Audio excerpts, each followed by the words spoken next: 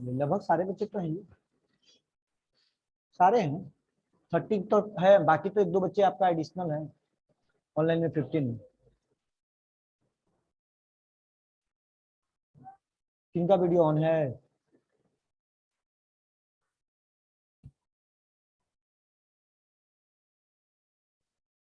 चलिए, बस यही तक लिखिएगा। Types of constructor, default constructor, ठीक है। तो पहले प्रोग्राम बताएंगे, तब इसका डिफिनेशन लिखिएगा, तब समझ में आएगी।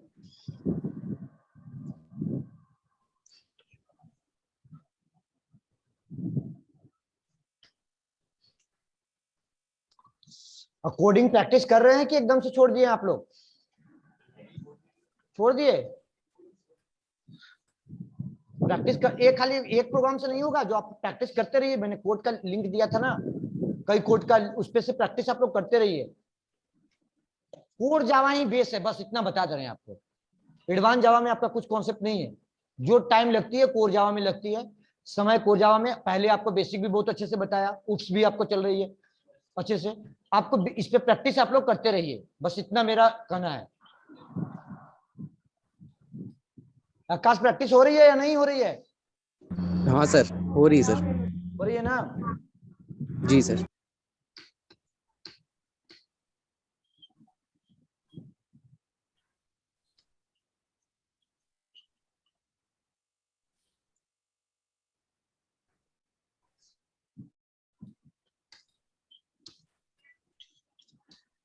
डिफॉल्ट कंस्ट्रक्टर डिफिनेशन तक नोट कीजिएगा, पैरामीटराइज नोट कीजिएगा। आज पैरामीटराइज नहीं कराएंगे। सर एक क्वेश्चन था। हाँ बोलो।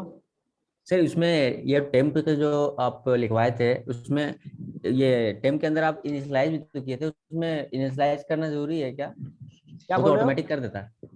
टेम्प का जो अभी आप एग्जांपल लिए थे, उसमें तो कंस्ट्रक्टर तो बाय डिफॉल्ट इनिशियलाइज कर देता है ना, कंस्ट्रक्टर बनाने के किसको बाद। किसको इनिशियलाइज कर देता है? किसकी बात कर रहे हो तुम? सर वहाँ पे आप एक्स का वैल्यू को टेम्प के अंदर, कंस्ट्रक्टर के अंदर इनिशियलाइज किए हैं, इसलिए वो पूछ रहे हैं। यहाँ पे सर, यहाँ ये पे, या यहाँ पे यस सर। बस ऑटोमेटिकली क्या इनिशियलाइज करता है? डिफॉल्ट वैल्यू इनिशियलाइज करता है ना बाबू। तो उसमें यस चाहिए सर। क्या? उसमें चाहिए हमको रन टाइम में वैल्यू चाहिए ना, अभी तो डिफिनेशन कंस्ट्रक्टर का जरूरत पड़ गया ना। डिफॉल्ट अब नहीं चाहिए ना। अब हम चाहते हैं तो जो डिफॉल्ट वैल्यू दे रहा है वो डिफॉल्ट वैल्यू ना दे, ना दे। ना दे। उस रन टाइम में कोई अपना, जैसे प्रोग्रामर से जो कंस्ट्रक्टर इंप्लाई क्लास बनाए थे, तो गेट डेटा फंक्शन कॉल कर देते, डिफॉल्ट वैल्यू यस पहले आ सर। रही थी। वो डिफॉल्ट वैल्यू नहीं है, उसी समय ऑब्जेक्ट का वैल्यू आ जाए। जैसे 10 आ जाता था बाय डिफॉल्ट, बाय बार बार, तो 10 हम क्लास लेवल पर डिफाइन किया था। नहीं, वो क्लास में तो स्टैटिकली हो गई ना बेटा। वो स्टैटिकली हो यस गई सर। कि उसका ऑब्जेक्ट बनते ही 10 आ जाएगा। वो स्टैटिकली इनिशियलाइजेशन हो गया, स्टैटिक इनिशियलाइजेशन हो गया। वो स्टैटिक यस सर। वेरिएबल नहीं हुआ, स्टैटिक इनिशियलाइजेशन हो गया। लेकिन हम चाहते हैं कि ऑब्जेक्ट बनते ही उस पर कोई वैल्यू डाले रन टाइम में। तो दो तरीके से इसका दो तरीके हैं। एक होती है डिफॉल्ट कंस्ट्रक्टर, एक होती है पैरामीटराइज कंस्ट्रक्टर। अगर डिफॉल्ट कंस्ट्रक्टर यूज करते हैं तो default constructor initialize the value of data member are statically, या रन टाइम में भी इसका वैल्यू इनिशियलाइज कर सकते हो थ्रू आईओ एपीआई, स्कैनर का कोड लगा के। वो कैसे हम बता रहे हैं आपको। प्रोग्राम पहले लिख तो लिए, यस यहां सर। तक नोट कर लिए बच्चे? No sir.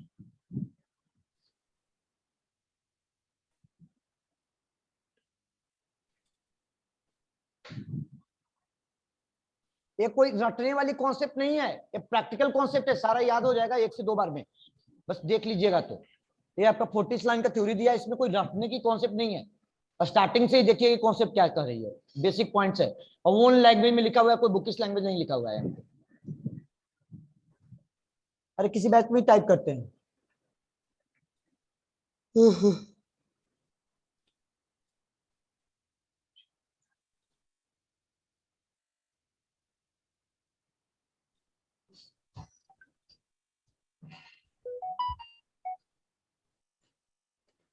चलिए, नोट कर लिया? हो गया सबका? उठ रही है?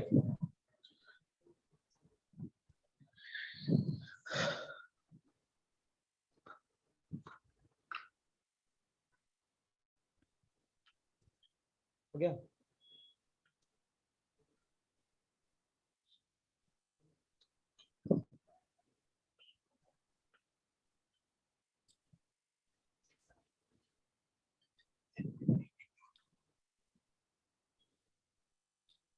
नोट कर लिए बच्चे? ऑनलाइन बच्चे हो गया सबका? यस सर, हो गया। Yes sir. चलिए, बाकी कौन लोग नहीं आए जी? विकास वाला ग्रुप नहीं आया तीनों? चलिए, एक क्लास बनाया, ठीक है, क्लास बनाया किस नाम से? टेम्प नाम से। टेम्प नाम से क्लास बना लिए, ठीक है। इस क्लास के इनसाइड में फाइल को सेव किया,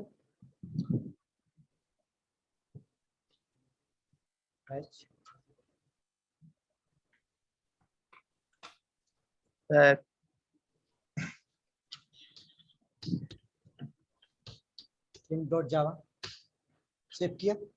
इस क्लास के इनसाइड में इस क्लास को सेव किया टेम्प डॉट जावा से, ठीक है बेटा। अब इस क्लास लेवल पे मैंने वेरिएबल डिफाइन कर लिया x, y। x, y दो वेरिएबल डिफाइन कर लिया, एक इंटीजर टाइप का x, एक इंटीजर टाइप का वेरिएबल डिफाइन किया, एक इंटीजर टाइप का वेरिएबल डिफाइन किया x, एक इंटीजर टाइप का y।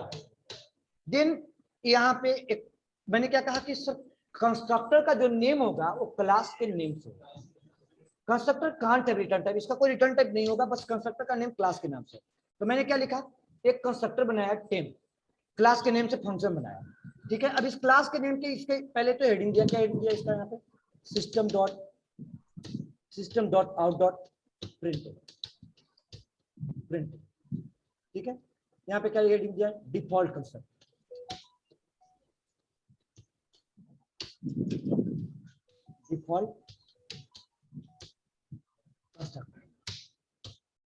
डिफॉल्ट कंस्ट्रक्टर है। अब बेटा मैंने बस इतना हेडिंग देने के बाद मैंने क्या कहा कि सर जैसे उस क्लास का न्यू ऑपरेटर चलता है, न्यू ऑपरेटर चलते ही सबसे पहले उस क्लास को एग्जीक्यूट करवाता है। उस क्लास को क्या करवाता है? एग्जीक्यूट करवाता है। उस क्लास को एग्जीक्यूट करवाता है। उस क्लास के लिए क्या होता है? मेमोरी का एलोकेशन होता है, मतलब उस क्लास का ऑब्जेक्ट बनता है। और वो ऑब्जेक्ट बनते ही ऑब्जेक्ट जब मेमोरी एलोकेशन होगा उसी समय क्या कॉल हो जाएगा? कंस्ट्रक्टर, यानी न्यू ऑपरेटर टेम्प लिखा। बस इतना समझो, न्यू ऑपरेटर और टेम्प लिखा। बाकी वाला पार्ट को छोड़ दिया। मतलब भाई उसमें होती क्या है? यही ना होती है, पहले आपका यहां से लेके यहां तक का पार्ट चलता है, देन इसके बाद इसमें वैल्यू इनिशियलाइज होती है। हमने इनिशियलाइज नहीं किया बेटा। और क्या हमने इनिशियलाइज नहीं किया? पहले बस इतना समझो। इसका मतलब कि हमें ये कहना है कि सबसे पहले कोड किसका चल गया? कंस्ट्रक्टर का कोड चल जाना चाहिए। पहले किसका कोड चलना चाहिए? कंस्ट्रक्टर का। यानी सबसे पहले आपका तो एक स्टेटमेंट मेन में भी लिख दिया। क्या लिख दिया? एक स्टेटमेंट मेन में लिखा,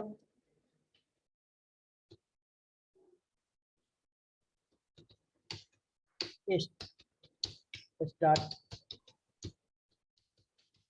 मेन मेथड स्टार्ट हुआ पहला, इसके बाद न्यू ऑपरेटर चला, कंस्ट्रक्टर चला। अंकित समझ में आ रहा है? कोई दिक्कत तो नहीं है? बस इतना समझो, बस इतनी से आपको एक कॉन्सेप्ट क्लियर हुआ, एक ही कॉन्सेप्ट क्लियर हुआ, पूरे कंस्ट्रक्टर क्लियर। बाकी उसके पे कोई लॉजिक अलग से नहीं अप्लाई हो रहा है, सारे लॉजिक सेम अप्लाई हो रहा है हर जगह पे। CLS जावा से टेम्प डॉट जावा। अच्छा,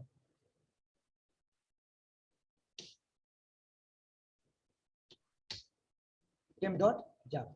प्रोग्राम को कंपाइल किया बेटा, जावा और टेम्प।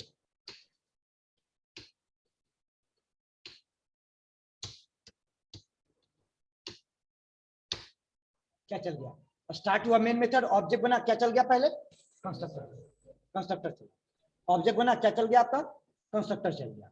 अब कंस्ट्रक्टर चलते ही मैंने क्या कहा कि सर इसमें रेफरेंस आईडी आ जाती है किसका? दिस का रेफरेंस आईडी आ जाती है। मतलब कि दिस का रेफरेंस आईडी पहले तो पढ़ाया था कि वहां पे इम्प्लिसिट इनिशियलाइजेशन होता है, वो कैसे होता है आज क्लियर हो चुका है कॉन्सेप्ट। तो दिस कीवर्ड का यूज क्या करते हैं? डेटा शेड्यूलिंग होती है तब यूज करते हैं। तो यहाँ पे लिखा the reference ID of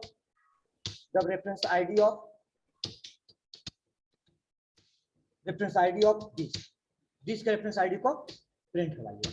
this के रेफरेंस आईडी को पहले प्रिंट करवाया, बस इतना समझो। दिस के रेफरेंस आईडी को प्रिंट करवाया, अगेन प्रोग्राम को कंपाइल किया बेटा, कंपाइल किया और रन कराया। जब कंस्ट्रक्टर चलेगा तो दिस का रेफरेंस आईडी पहले वहां प्रिंट करेगा, और उस सेम रेफरेंस आईडी, दिस का रेफरेंस आईडी कंस्ट्रक्टर का पूरा कोड चल गया, यहाँ से 2 लाइन का कोड चल गया, वो वापस कंट्रोल आईडी आ गया मेन में, जहां से फंक्शन कॉल होती है वहां जाती है।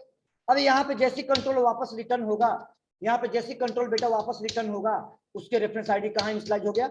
ओबीजे। और उसके रेफरेंस आईडी कहाँ इनिशियलाइज हो गया? ओबीजे वेरिएबल में इनिशियलाइज हो गया। ओबीजे वेरिएबल में इनिशियलाइज होगा। मतलब कि पहले कंस्ट्रक्टर चला, कंस्ट्रक्टर आपका चलते हुए वापस जब रिटर्न किया तो the reference ID of OBJ, OBJ the reference ID of OBJ. अभी यहाँ पे वापस पहले दिस का रेफरेंस आईडी प्रिंट करेगा। फंक्शन में क्या करता था, पहले मेन में करवाते थे तब वहां जाते थे, लेकिन यहाँ पे क्या हो रही है, पहले कंस्ट्रक्टर चलती है और वही दिस का रेफरेंस आईडी पहले उसको मिल जाएगा और दिस पे पास हो चुका है और दिस का रेफरेंस आईडी प्रिंट करवा दिया। दिस है क्या करंट सर ऑब्जेक्ट तो का यहाँ क्लास। पे दिस और ओबीजे का रेफरेंस आईडी सेम होगा क्या? हाँ तो क्यों सेम नहीं होगा, ऑब्जेक्ट यहाँ से हाँ, रिटर्न क्योंकि करेगा, फिर होना कंफ्यूज चाहिए। हो गए आप। नहीं नहीं, ये कंफ्यूज नहीं बताइए, है। हाँ, ये बताइए जब यहाँ से ऑब्जेक्ट आप रिटर्न करवा रहे हैं तो रेफरेंस आईडी तो फिर जो कंस्ट्रक्टर में जिसका प्रिंट करेगा वही ना होगा जी, सेम होगा। हाँ यार। और लेकिन उस ऑब्जेक्ट पे जिस करेंटली ऑब्जेक्ट पे, मतलब इस समय जो ऑब्जेक्ट बना है से करेंटली ऑब्जेक्ट की बात कर रहे हैं, फिर अगली ऑब्जेक्ट बनेगा तो कहानी बदल जाएगा। हाँ। जब जब न्यू ऑपरेटर चलेगा उस कहानी को कौन से बदलेगा, है ना जी सब लोग। चलिए अब यहाँ पे बेटा आगे बढ़िए, सीरीज कंपाइल किया, रन कराया, जावा 10। इसीलिए तो पहले कोड के हम एक लाइन के कंस्ट्रक्टर पे फोकस कर रहे हैं, कहीं दूसरे कोड पे जा ही नहीं रहे हैं। देखिए दिस का रेफरेंस आईडी पहले वहां प्रिंट करता था, कर गया, वापस जब रिटर्न किया तो सेम रेफरेंस आईडी कहां असाइन हो गया, ओपीजे में। तो इसका बताइए फंक्शन का कोई रिटर्न टाइप होना चाहिए, बाय रूल तो नहीं होना चाहिए। मतलब कि भाई फंक्शन, कोई भी फंक्शन कॉल होती है उसकी रिटर्निंग वेरिएबल की वैल्यू जो इनिशियलाइज होती है उसके लेफ्ट साइड में सिंपल से लॉजिक समझिए ना भाई, रिटर्निंग वेरिएबल की वैल्यू तो इनिशियलाइज होती है लेफ्ट साइड में। चलिए अब यहाँ पे उसकी वेरिएबल का वैल्यू इनिशियलाइज हो गया। अभी यहाँ पे मैंने क्या कहा कि अब एक फंक्शन बना लिया, void show फंक्शन बनाया और शो फंक्शन के इनसाइड में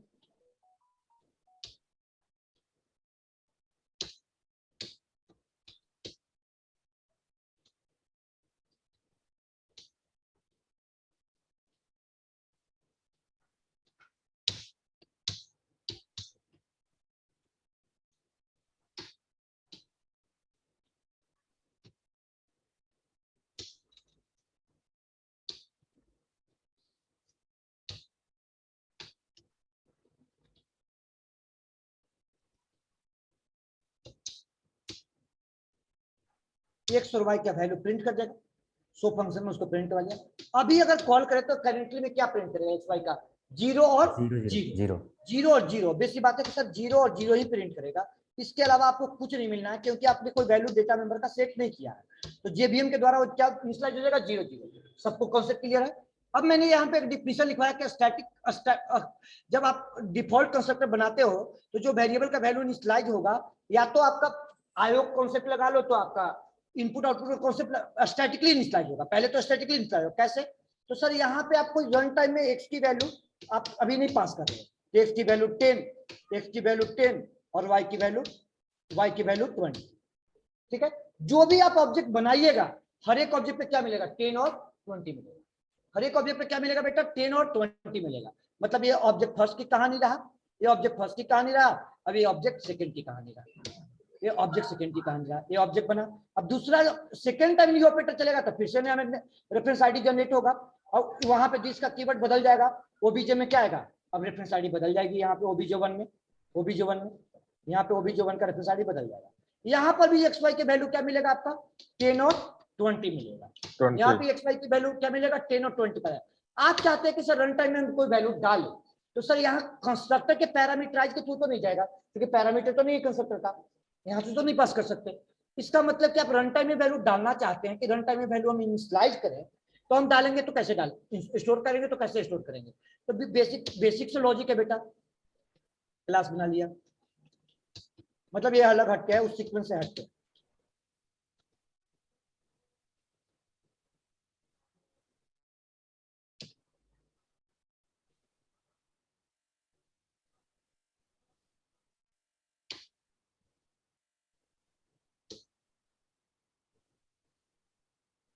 क्लास बना दिया डेमो नाम से। सपोज मान लीजिए एक स्कैनर का कोड लगाया पढ़ाया था, import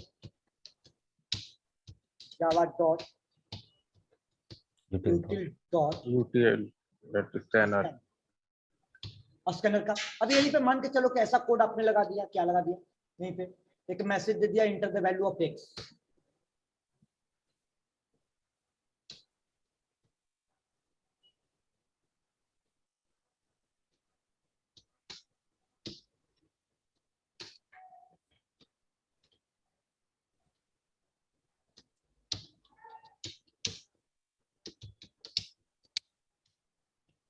inter a value of X, यहीं पे लगा दिया, एल को हटा दो, सेम लाइन में आउटपुट आ जाएगा। कंट्रोल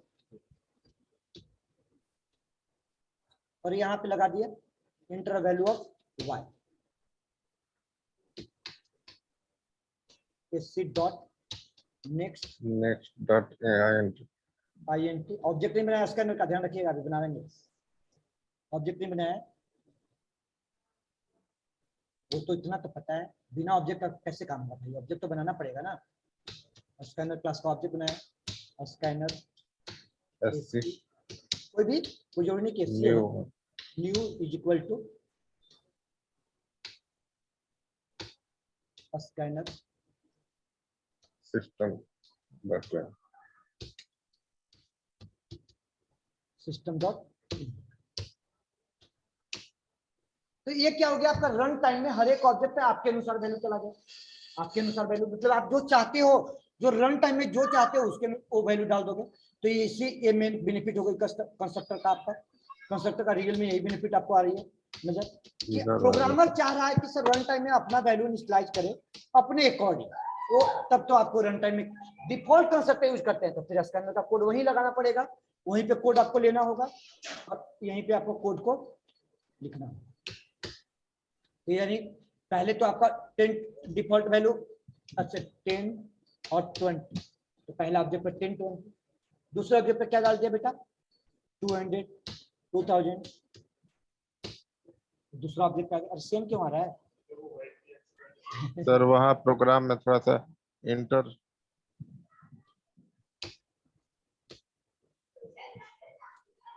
वाई होगा ना यहाँ पे, और सर वहाँ पे इंटर वैल्यू ऑफ वाई भी होगा। अरे उससे मैसेज से तो फर्क नहीं पड़ता है, यहाँ पे मेन गलती है। हाँ वो तो सही है, लॉजिकल मैसेज होना चाहिए। चलिए तो पहले ऑब्जेक्ट पे 100 200 आ गया, 300 4,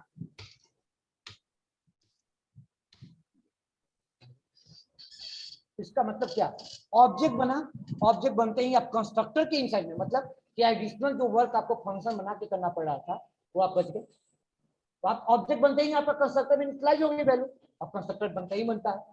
चलिए तो लिखिए, तो पहले इस प्रोग्राम को, पहले इसको लिखिए आप लोग, हेडिंग दे दीजिएगा टू डिफॉल्ट कंस्ट्रक्टर, पहले हेडिंग दीजिए default constructor, default constructor to initialize the data member of value, data member of value क्या स्टैटिकली मतलब समझ रहे हैं ना, मतलब कि कंपाइल टाइम में ही वो फिक्स कर दिया। स्टैटिकली इनिशियलाइजेशन स्टैटिक वैल्यू नहीं है, स्टैटिकली आपका इनिशियलाइजेशन है बेटा, ये कंपाइल टाइम में ही अब फिक्स कर दिया। अब यहाँ पे क्या कर रहे हैं, उसी काम को डायनेमिकली कर रहे हैं, यूजिंग रन टाइम में यूज कर रहे हैं स्कैनर के एपीआई से डायनेमिकली।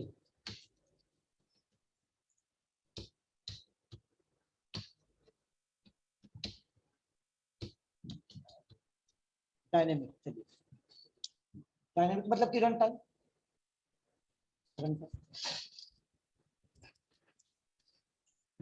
चलिए आई कंस्ट्रक्टर समझ में कि किसी कंफ्यूजन हुआ? अन्य बच्चे रिप्लाई दीजिए।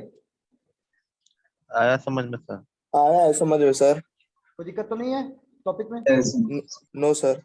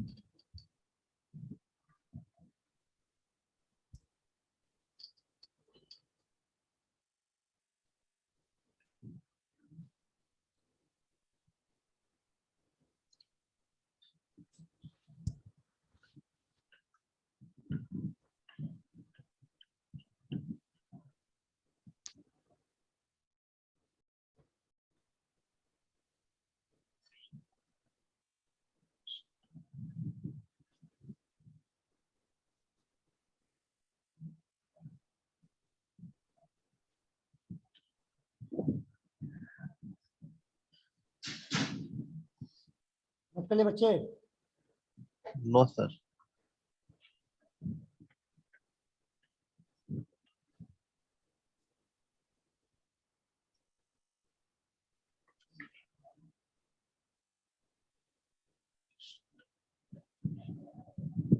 चलिए दूसरा वाला प्रोग्राम तो हो जाएगा आप लोग से, कोई दिक्कत तो नहीं है। स्कैनर का कोड लगा लेना है, हो जाएगा ना? उसी में स्कैनर का कोड लगा लेना है, ऐसे सेव तो करेंगे ही, हो जाएगा। चलिए नेक्स्ट है आपका पैरामीटराइज कंस्ट्रक्टर। पैरामीटराइज कंस्ट्रक्टर क्या कहता है कि सर प्रोग्रामर जो है अपने अकॉर्डिंग वो रन टाइम में वैल्यू पैरामीटर के थ्रू पास करेगा जब ऑब्जेक्ट बनाएगा तब, ठीक है? तो उसी को कहते हैं पैरामीटराइज कंस्ट्रक्टर। लिख लिए बच्चे, हो गया? दीपक हो गया ओके सर। सर। हो गया सबका? चलिए बेटा, नेक्स्ट कॉन्सेप्ट आपका क्या कहते हैं? Parameterize constructor. Parameterize constructor when make a, चलिए हम यहाँ डिफिनेशन भी लिखते हैं और क्लास भी बनाते हैं, आप लिखते जाइएगा, ठीक है? पैरामीटराइज कंस्ट्रक्टर, पैरामीटराइज कंस्ट्रक्टर कहती है कि sir parameterize constructor when we make the parameterize constructor, ठीक है, we give the value of data member, we give the value of data member at runtime when those data member of value are vary on each object। हर एक object पे value जो है vary करेगा। इस पे क्या हो रही थी सर? स्टैटिकली इनिशियलाइज हो रहा था, स्टैटिकली इनिशियलाइज हो रहा था, जो भी इनिशियलाइज हो रहा था स्टैटिकली इनिशियलाइज हो रहा था। एक बार जो हम इनिशियलाइज कर दिए तो इनिशियलाइज कर दिए। फाइल नेम बनाया temp1.java। कहाँ जा रही है? बार बार विकेट में तो जा रही है।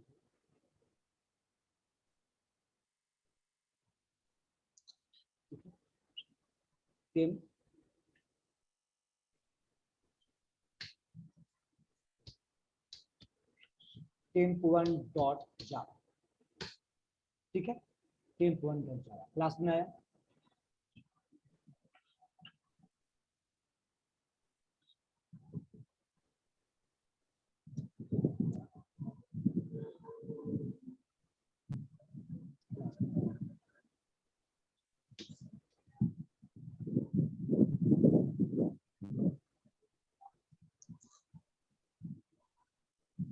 डिफिनेशन लिख लीजिए बच्चे। देखिए क्लास किस नाम से बनाया? temp1 नाम से क्लास।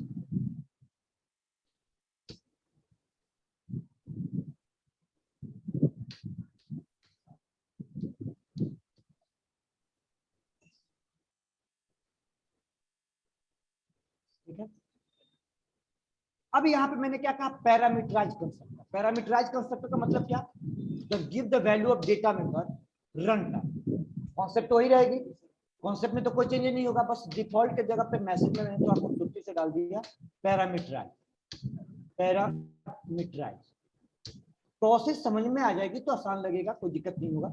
यहाँ पे इंटीजर टाइप का एक्स वेरिएबल डिफाइन कर लिया, कॉमा इंटीजर टाइप का आपका वाई वेरिएबल डिफाइन कर लिया, वाई वेरिएबल। अब यहाँ पे एक्स वेरिएबल में जो वैल्यू आएगा तो इसका मतलब कि दिस डॉट एक्स, समझ ही रहे सब लोग, समझ रहे ना?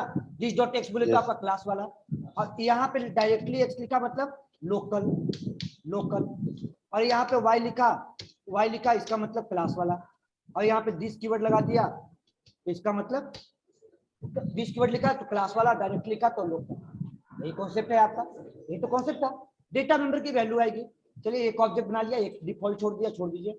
यहाँ पे पास कर दिया 100, 200 दूसरा ऑब्जेक्ट है, मतलब समझ आ रही है ना? पहला ऑब्जेक्ट जब चलेगा बेटा तो डिफॉल्ट कंस्ट्रक्टर चलेगा। डिफॉल्ट कंस्ट्रक्टर ही उसका जो कोई प्रोसेस होगा वो आपका इनिशियलाइजेशन होगी, 10-20 इनिशियलाइज हो गया। अब उस ऑब्जेक्ट पे जब भी वो ऑब्जेक्ट बनेगा डिफॉल्ट कंस्ट्रक्टर के थ्रू, इसका मतलब कि ऑब्जेक्ट का वैल्यू क्या मिलेगा? 10 और 20 मिलेगा। मतलब एक ही प्रोग्राम में दोनों कंस्ट्रक्टर है, पैरामीटराइज भी है आपका, डिफॉल्ट भी है। अब यहाँ पे डिफॉल्ट कंस्ट्रक्टर पैरामीटराइज चलेगा तो हर बार वैल्यू उसका बदलता जाएगा, हर बार उसका वैल्यू बदलता जाएगा। देख लीजिए बच्चे,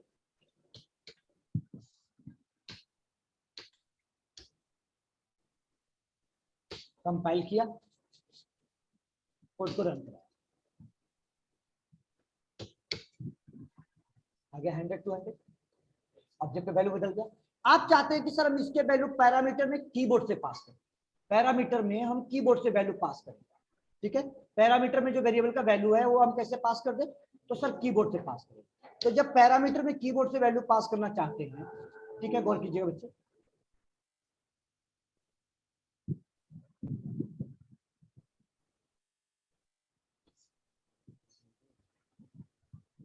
मेन फंक्शन में मैंने स्कैनर क्लास का ऑब्जेक्ट बनाया, स्कैनर क्लास का ऑब्जेक्ट बनाया, दो वेरिएबल डिफाइन किया, इंटीजर टाइप का x, y, ठीक है, डिफॉल्ट वैल्यू ले लिया, x = 0, इसका लोकल है, फंक्शन का लोकल वेरिएबल है, समझ रहे हैं, ठीक है। स्कैनर का कोड लगाया, इनपुट और आउटपुट ले लिया। रियल में कॉन्सेप्ट ऐसी हो चलती है, जो कंस्ट्रक्टर की पास करते हैं वो हम यहीं पे पास करते हैं। अब नया ऑब्जेक्ट बनाया मैंने, ऑब्जेक्ट नंबर 3, ऑब्जेक्ट नंबर 3 यहाँ पे पास कर दिया किसको बेटा, x को, और यहाँ पे y को पास कर दिया। बस कॉन्सेप्ट वही चल रही है, कॉन्सेप्ट को कोई दिक्कत नहीं। क्या चला आपका पैरामीटराइज कंस्ट्रक्टर, x y पास करते हैं, इसका मतलब सर्च करेगा तो दो इंटीजर टाइप का पैरामीटर आ रही है तो कंस्ट्रक्टर है या नहीं है। अगर कंस्ट्रक्टर उसको मिल जाएगा यहाँ से x y, जैसे 100 to 100 पे कॉल होगा उसी तरह से आपका x y का वैल्यू आएगा, जो वहां से पैरामीटर का वेरिएबल का वैल्यू आ रही है, चाहे वो कांस्टेंट पास कर दो या वेरिएबल के फॉर्म में पास कर दो, फंक्शन का लॉजिक है। अब यहाँ पे जो भी लॉजिक आएगी यहाँ पे आपको सेट कर देगा एक्स वाई में। अभी इस बार से हमने क्लास वाले में सेट कर दिया, क्लास वाले में सेट कर लिया। अभी यहाँ से वैल्यू कीबोर्ड से ले लिया। अब यहाँ पे आपका वेरिएबल ऑब्जेक्ट का नाम क्या रखा, ऑब्जेक्ट 2, बच्चे ऑब्जेक्ट 2 रखा, ऑब्जेक्ट 2, ऑब्जेक्ट 2, ऑब्जेक्ट 2 से फंक्शन को कॉल किया। सर यहाँ पे स्कैनर के बाद int x = 0 और y = 0 करने का क्या मतलब है? अरे भाई लोकल वेरिएबल की वैल्यू इनिशियलाइज ही कर दी तो क्या फर्क पड़ती है, हमको ये बताइए, हमको ये बताइए। लोकल वेरिएबल का वैल्यू अगर मान लीजिए इनकेस इनिशियलाइज ही कर लिए तो ऐसे तो इनिशियलाइज करने की कोई जरूरत नहीं है, लेकिन अगर पहले डिफाइन करके इनिशियलाइज ही कर लिए तो क्या फर्क पड़ता है, हमको ये बताइए। सर तो मेन फंक्शन में कि आप हमेशा टेस्ट फंक्शन में करते थे। किसका वेरिएबल है, लोकल है ना जी। हाँ लोकल का वेरिएबल। लोकल वेरिएबल का एक रूल कहता है ना कि जब डिक्लेयर करो उसी समय कोई वैल्यू डाल दो, काम yes, खत्म हो गया, काम खत्म हो गया। ऐसे कंफ्यूजन, ऐसे कॉन्सेप्ट कंफ्यूजन होगा तो कंस्ट्रक्टर और इनहेरिटेंस के कॉन्सेप्ट कब डिस्कशन होगी, ये पहली क्लास की कंफ्यूजन रहेगी तो नहीं ठीक है। अभी लोकल वेरिएबल की बात कर रहे हैं तो हम भाई जब पहले डिस्कस कर चुके हैं, करना है तो करो, नहीं तो यहीं पे डिफाइन कर लो इंटीजर एक, ठीक है, इंटीजर यहीं पे। हाँ यार सर समझ में आ गया सर, समझ में आ गया। अब ऐसे ऐसी कंफ्यूजन होगी तो हम आगे टॉपिक में बढ़ गए।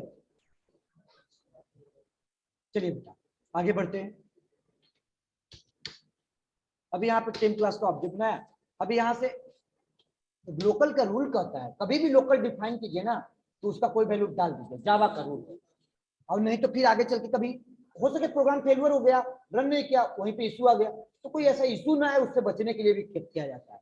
अभी यहाँ से वैल्यू मैंने डाल दिया 2000 और 4000, ठीक है। अभी यहाँ पे आपका दूसरा बार में कंस्ट्रक्टर पैरामीटराइज वाला फिर से कॉल हुआ, अगेन पैरामीटराइज कॉल हुआ, कोई दिक्कत नहीं। अब मैंने एक उसका प्रिंसिपल बोला, क्या बोला उसका प्रिंसिपल बेटा, उसका प्रिंसिपल बोला कि बेटा कंस्ट्रक्टर आप बना लेते हो तो कंपाइलर सप्लाई करना बंद करता है। तो पहले तो ये सोचो कि कंपाइलर सप्लाई क्या करता है, डिफॉल्ट। और बच्चे रिप्लाई दीजिए, कंपाइलर सप्लाई क्या करता है, डिफॉल्ट। कंपाइलर सप्लाई करता है डिफॉल्ट कंस्ट्रक्टर, और डिफॉल्ट कंस्ट्रक्टर हम पैरामीटराइज बना चुके हैं, तो डिफॉल्ट वाले को कमेंट कर दीजिए। आइए डिफॉल्ट वाले को कमेंट कीजिए, यहाँ पे डिफॉल्ट वाले को कमेंट कर दिया।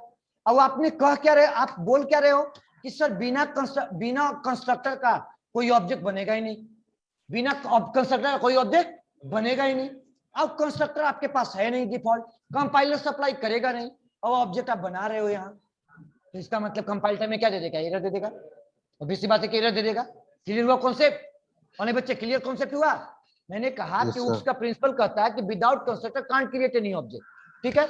और ये भी कहता है कि अगर कंस्ट्रक्टर आप बना लोगे कोई, मतलब तो डिफॉल्ट जो सप्लाई करते थे हम, वो सप्लाई करना बंद कर देंगे। तो इसका मतलब डिफॉल्ट तो सप्लाई ही करता है, आप बनाए क्या हो, पैरामीटराइज।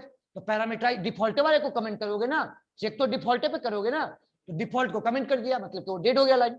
अब ऑब्जेक्ट बनाएंगे यहाँ पे नॉर्मल, मतलब कि बिना पैरामीटर का, तो ऑब्जेक्ट बनने नहीं देगा। क्यों? क्योंकि कंस्ट्रक्टर सर्च करेगा और कंस्ट्रक्टर उसको मिलेगा नहीं, कंस्ट्रक्टर उसको मिलेगा नहीं बेटा, और जब मिलेगा नहीं तो एरर दे देगा। यहाँ पे गौर कीजिए,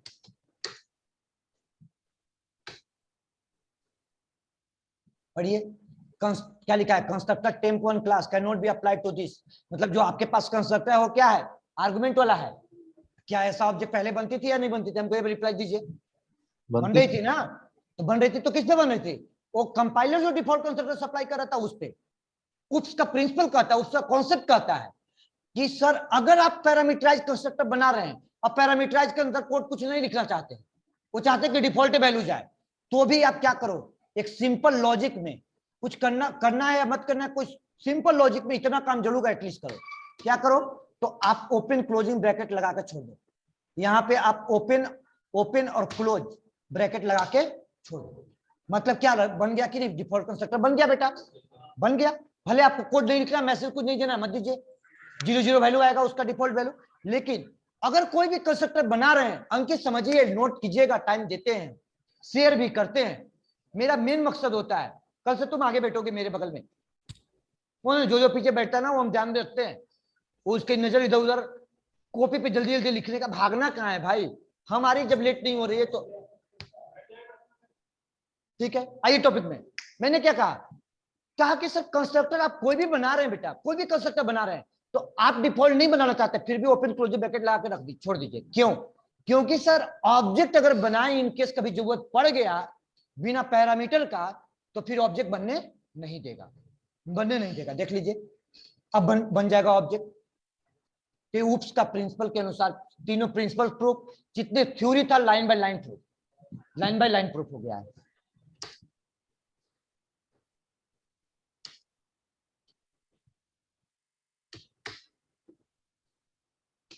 तो देखिए डिफॉल्ट वैल्यू चला, 0 आया।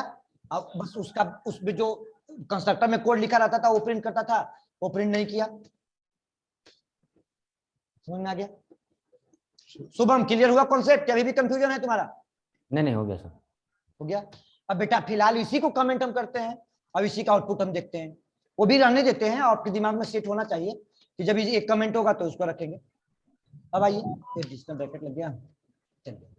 अब एक कॉन्सेप्ट और कहता है, यहां तक तो कोई दिक्कत नहीं किसी को, कोडिंग का एक लाइन पे कोई दिक्कत नहीं यहां तक। चलिए बेटा, अब एक कॉन्सेप्ट कहता है, जैसे पहले आपने क्या लगाया था, न्यू ऑपरेटर चला के ऑब्जेक्ट बनाया था, समझिए, न्यू ऑपरेटर चलाया, ऑब्जेक्ट बनाकर छोड़ दिया, कहा कि कंस्ट्रक्टर चल गया। आप चाहते हो कि यहीं पे फंक्शन कॉल हो जाए तो कॉल हो जाएगी, यहीं पे फंक्शन कॉल हो जाए तो कॉल हो जाएगी। कैसे?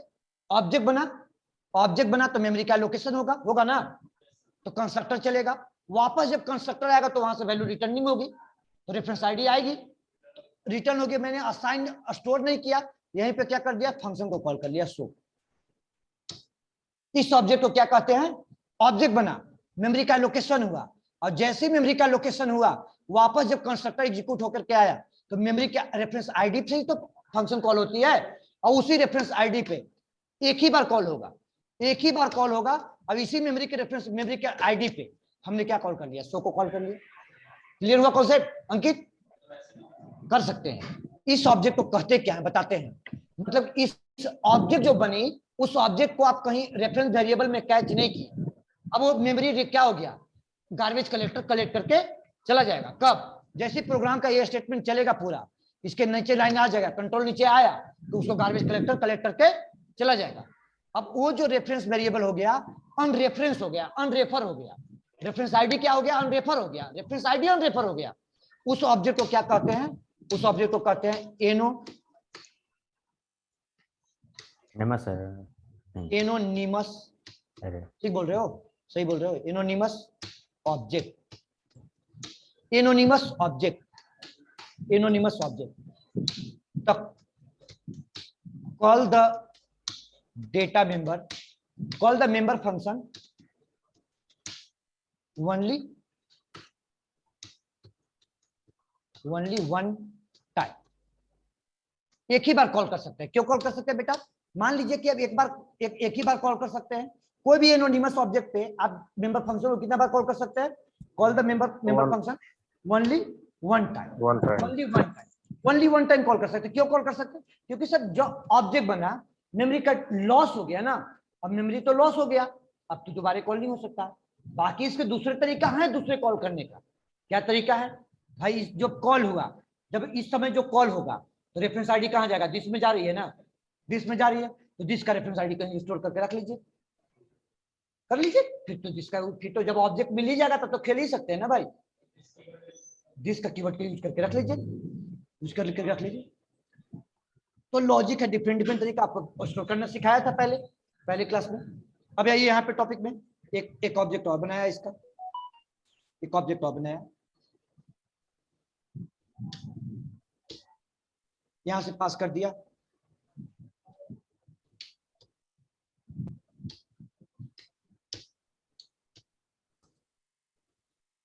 चलिए, तो अब ये प्रोग्राम चलेगी। तो ये एनोनिमस ऑब्जेक्ट का कॉन्सेप्ट दिया है बेटा। क्या हो गया? अच्छा, टेम्प 1 होगा ना सर? टेम्प 1 होगा। टेम्प टेम्प लिख दिया है मैंने।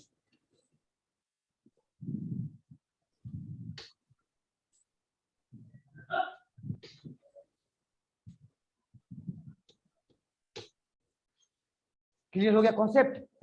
पहला चला तो डिफॉल्ट में 1020 दे दिया, और दूसरा एनोनिमस ऑब्जेक्ट पे कॉल हो गया तो आपका ये दे दिया। तो इसको अच्छे से प्रैक्टिस कर लीजिएगा, नोट कर लीजिए। कल हम लोग बात करेंगे कॉपी कंस्ट्रक्टर का, और कल टॉपिक के एंड भी होगा, क्योंकि टाइम लगता है थ्योरी में, प्रोग्रामिंग में नहीं टाइम नहीं लगता है। तो नोट कर लीजिए बच्चे।